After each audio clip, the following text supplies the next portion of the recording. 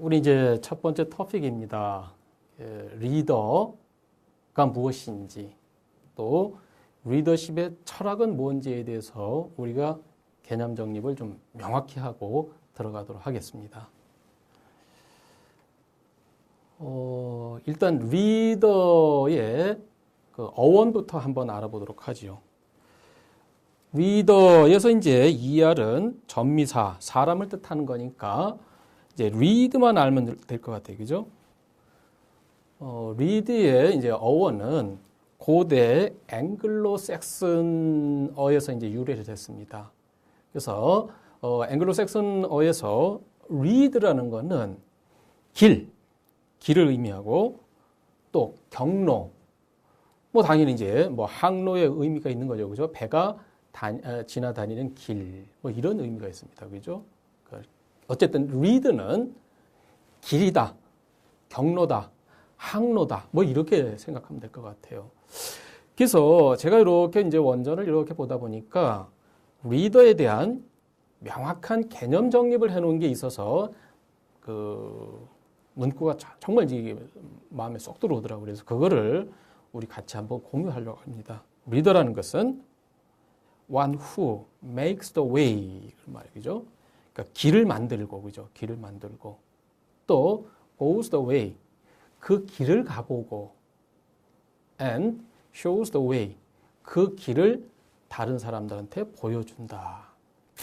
이게 참 좋은 이제 그 의미인 것 같아요. 어쨌든 뭔가 새로운 길을 갖다가 만들고, 그죠?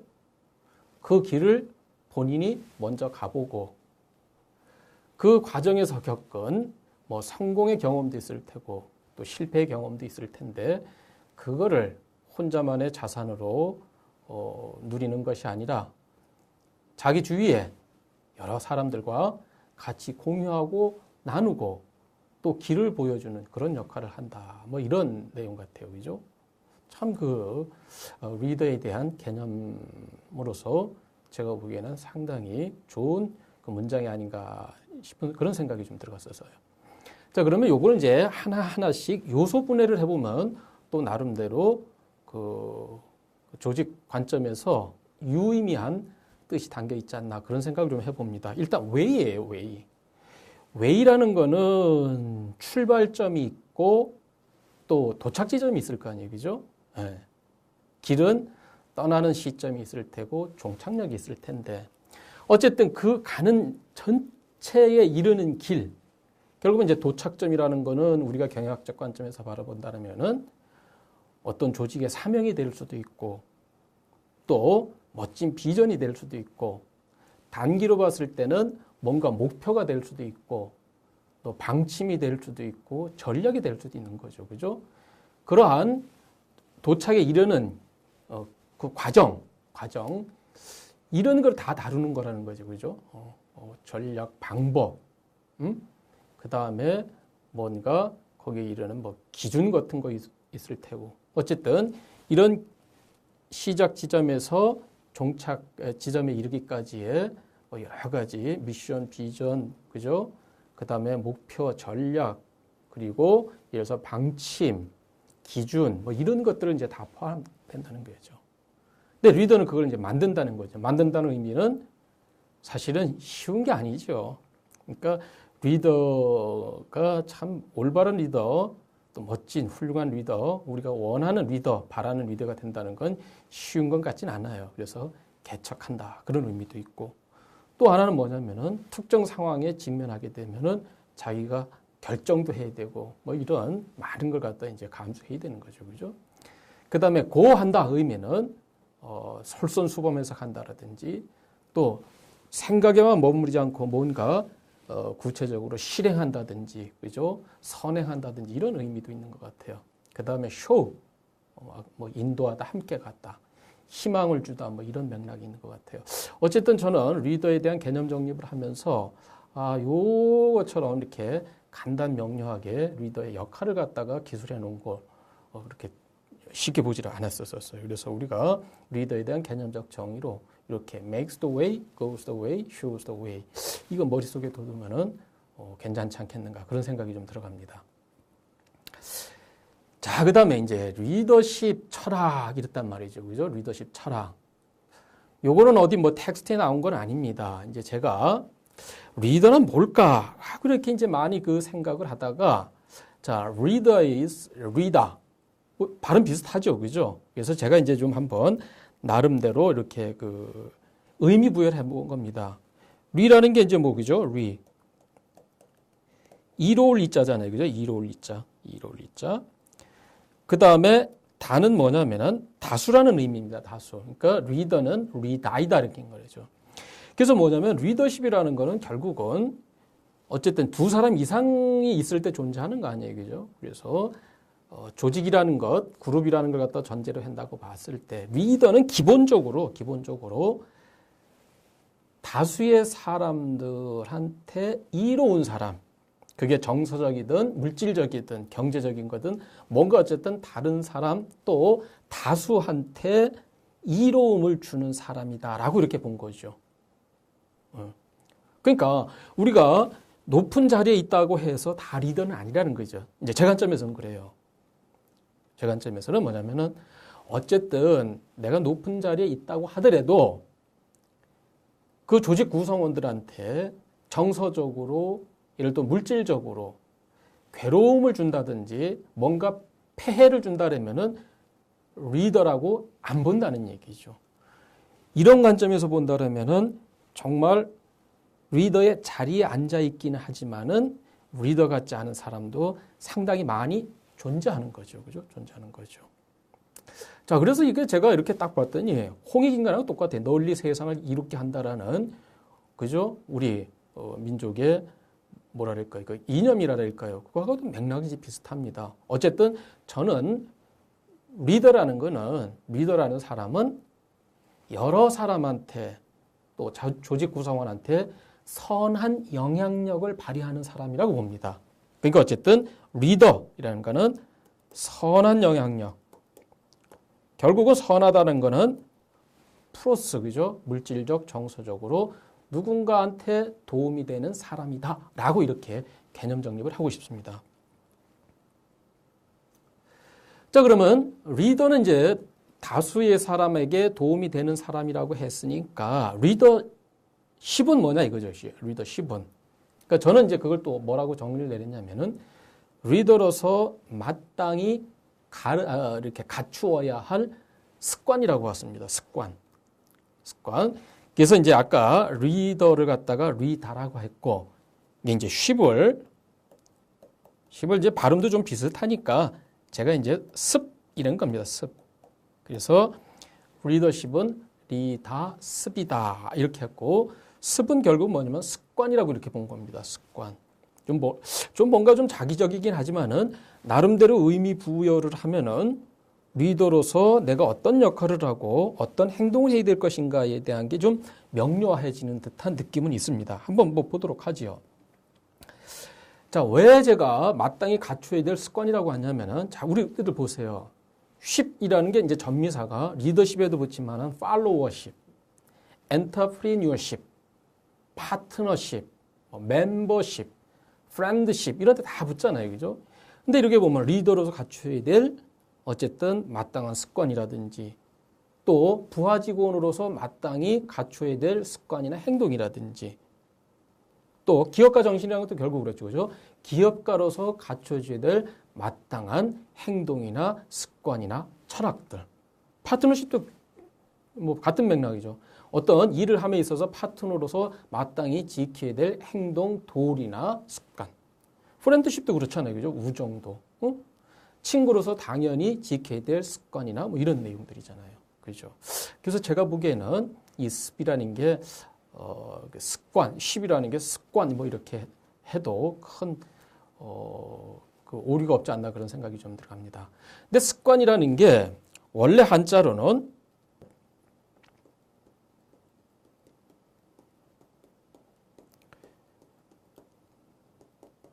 이렇게 마음심이 붙어요, 원래는. 근데 제가 좀 한번 어차피 뭐 한자의 의미를 부여하는 거니까 볼관자를 한번 넣어봤어요. 볼관자, 이거는. 볼관자의 습관. 그래서 리더는 이러한 습관을 가져야 된다라고 본 겁니다. 즉, 세상을 볼 때, 세상을 볼 때 가능한 한 긍정적이고 낙천적으로 바라보자.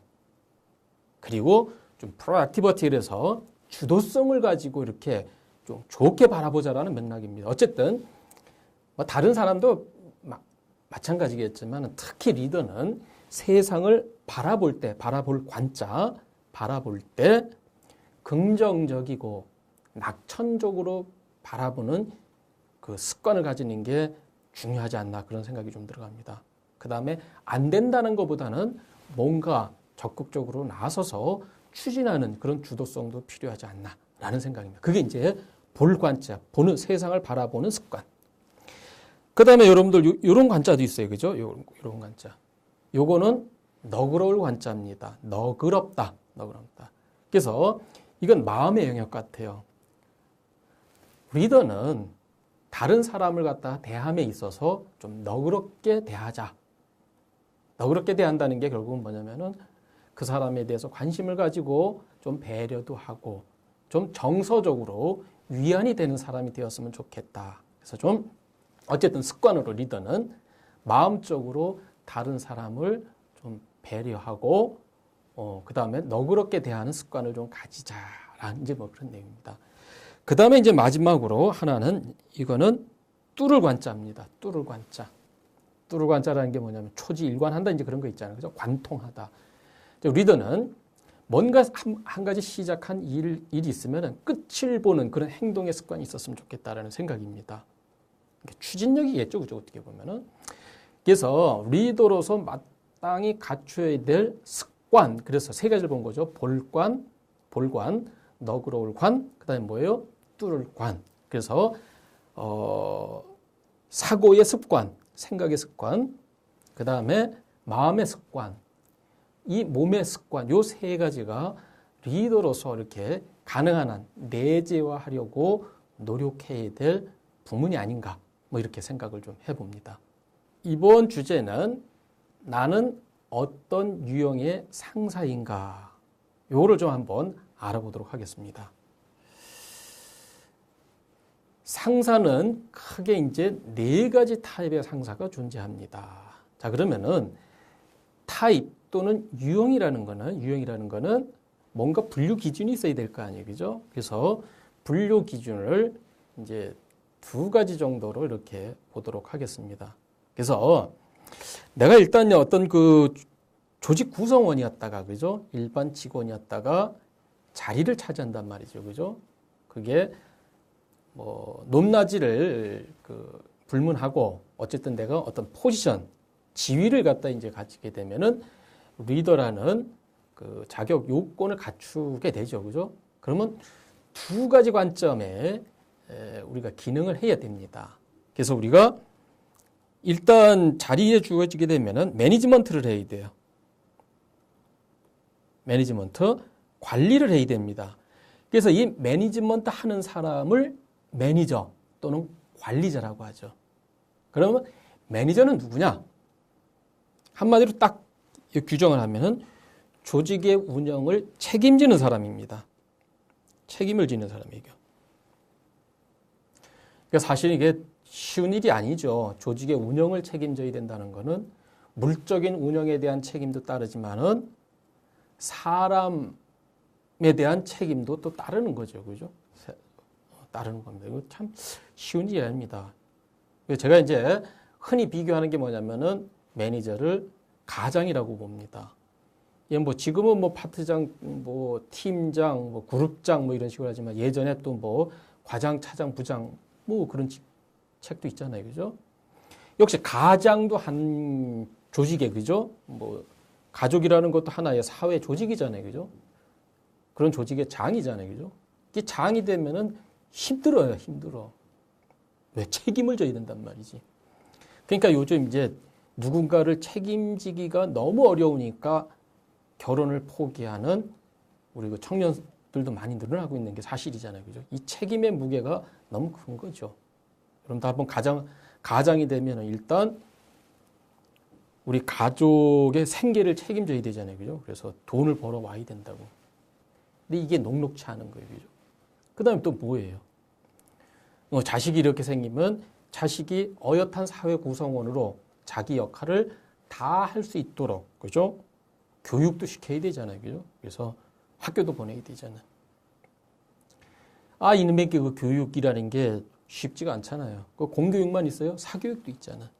공교육, 사교육 안 되고 또 가정교육이라는 것도 있잖아요. 이 그 자녀 양육에 대한 책임, 그 다음에 어쨌든 가정 경제를 책임지는 거, 이게 대단히 어려운 거죠. 그러니까 제가 보기에는 이 조직의 관리자 되는 것도 그 쉬운 일이 아닙니다. 그죠? 관리자가 되는 순간 사실은 막중한 책임감 때문에 외로움도 많이 느끼게 되지 않을까. 뭐 그런 생각도 어쨌든 들어갑니다. 어쨌든 관리자 제가 보기에는 쉬운 일이 아니에요. 자, 그러면 관리자는 대개 뭐를 하냐면은 일반적으로는 우리가 이제 PDCA 사이클이라 그래요. 그죠? PDCA 사이클이라 된다고. 나중에 이제 관리 활동에 대해서는 조금 더 자세하게 설명할 기회가 있을 겁니다. 그죠? 일단 조직 운영의 책임을 지려면은 플랜, 계획을 세워야 돼요. 그죠? 플랜, 계획을 세우고, 계획대로 실행되고 있는지 여부를 우리가 계획대로 이제 실행을 해야 돼요. 그죠? 계획대로 실행을 해야 됩니다. 계획대로 실행. 그 다음에 이제 여기 C가 뭐예요? 계획대로 실행되고 있는지를 가끔 뭐예요? 중간 점검해야 되죠. 그죠? 체크를 해야 된다고. 체크를 해야 된다죠. 근데 우리가 계획대로 실행되는 경우도 있지만은 안 되는 경우도 있단 말이죠. 그죠? 그래서 갭이 발생했어요. 그건 문제 상황이죠. 그런 문제 상황에 대해서는 액션을 취해줘야 돼요. 그죠? 시정 조치를 취해야 된다고. 시정 조치. 이게 대표적인 관리자의 일상 활동입니다. 계획 수립, 계획대로 실행하는 것, 계획과 실행 간의 차이가 있는지 여부를 체크하는 것, 체크한 결과 갭이 발생했으면 그거에 대한 시정 조치를 취해주는 것. 이것이 가장 기본적인 매니저의 그 활동이죠. 그죠? 활동입니다. 그건 이제 조금 더 세분화해서 여러 경영학자들이 이제 뭐 계획을 수립한다, 플래닝, 조직화한다, 오거나이징 한다 그래요. 그러니까 일과 사람을 이렇게 매칭시키는 활동이죠. 그죠? 그 다음에 지시를 하고, 그 다음에 조정을 하고, 통제하고, 이것도 이제 우리 그 매니지먼트의 기능이라고 이렇게 보는 거죠. 근데 가장 어쨌든 기본적인 게 PDCA 사이클이라는 거죠. 어쨌든 요거 하는 사람을 뭐라 그랬냐면은 장자가 붙은 직책자라고 합니다. 근데 이분들은 어떻게 직책자가 되는 거냐면은 조직의 최종 의사결정자가 임명하는 겁니다. 그죠? 그러니까 뭐 일반 회사를 봤을 때는 대표이사가 사인을 해야 된다고. 그래서 사인을 쫙 하는 겁니다. 그죠? 딱 해서 무슨 사업본부의 본부장으로 임함, 무슨 팀장으로 임함. 이렇게 사인을 해야 돼요. 그래서 이거는 뭐냐면 assigned leader라 그래요. assigned leader. 그게 이제 관리자는 대표이사의 사인이 나야 되죠. 그죠? 그래서 임명된 리더라고 합니다.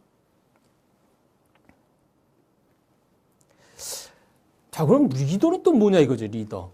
리더는 아까 makes the way, 그 다음에 goes the way, shows the way, 뭐 이렇게 해서 개념 정립을 하기도 했는데, 이제 또 하나 이제 개념 정립, 요것도 나름대로 의미가 있는 것 같아요. 리더란 개인과 조직의 변화를 촉진하는 사람.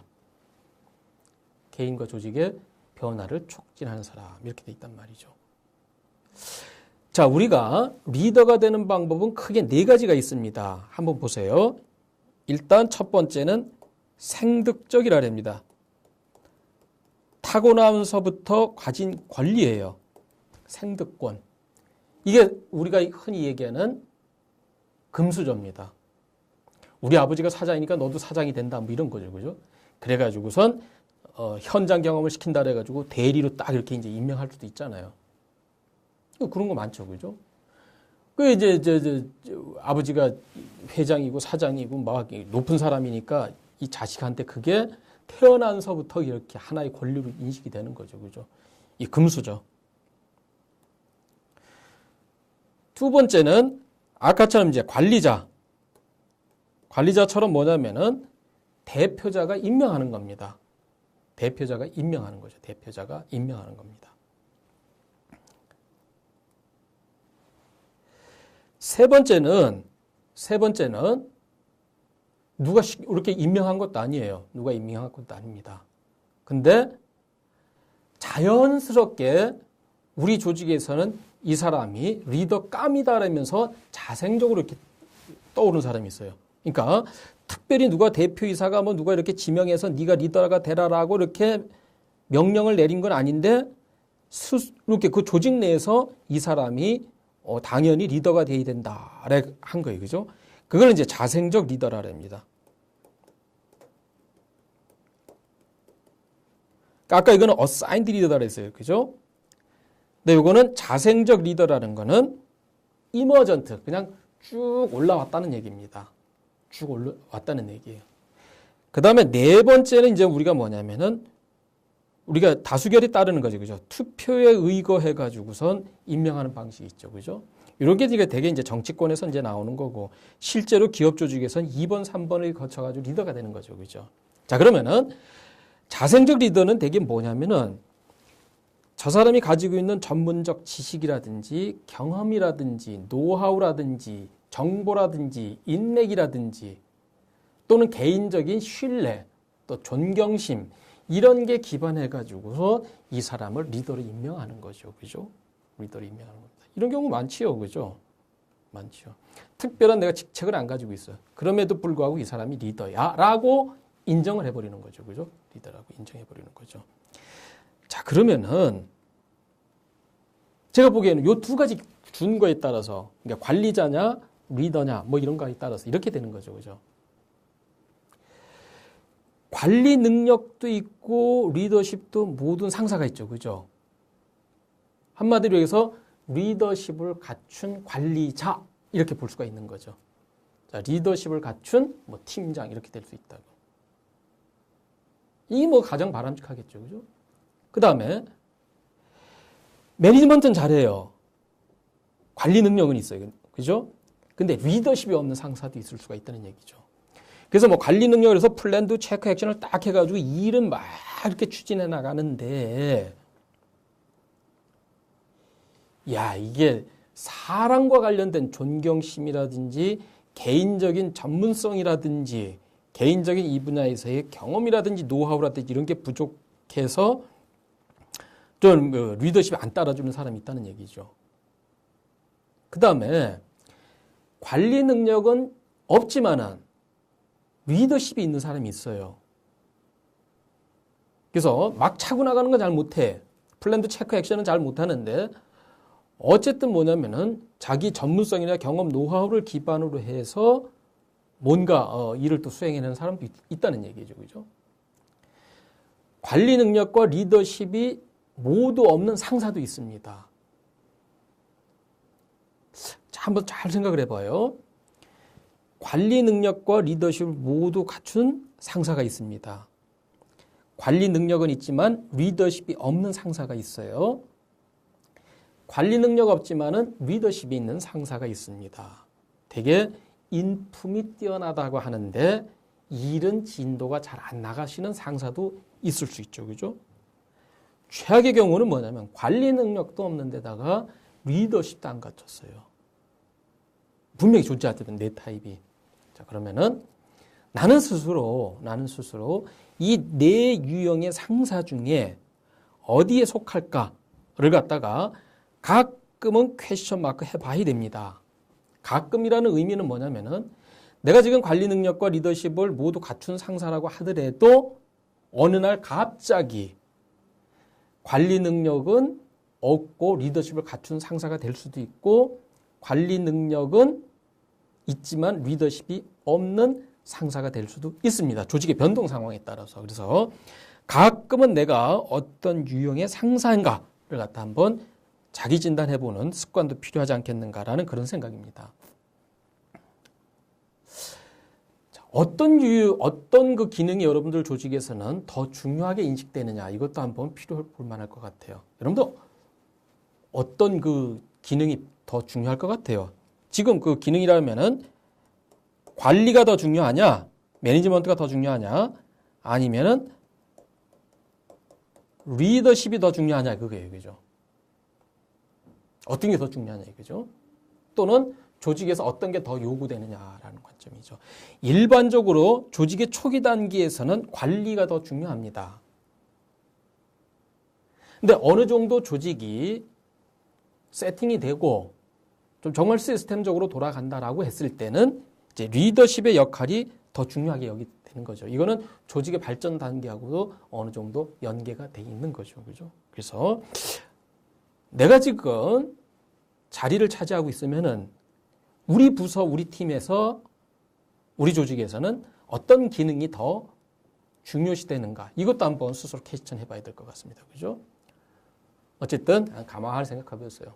우리 조직이 좀 크다면은 여러 명의 상사가 있을 텐데 어떤 상사가 많은지, 각 상사의 장단점이 뭔지에 대해서도 한번 이렇게 퀘스천 해보는 것도 뭐 의미 있는 작업이 아닌가 그런 생각이 좀 들어갑니다.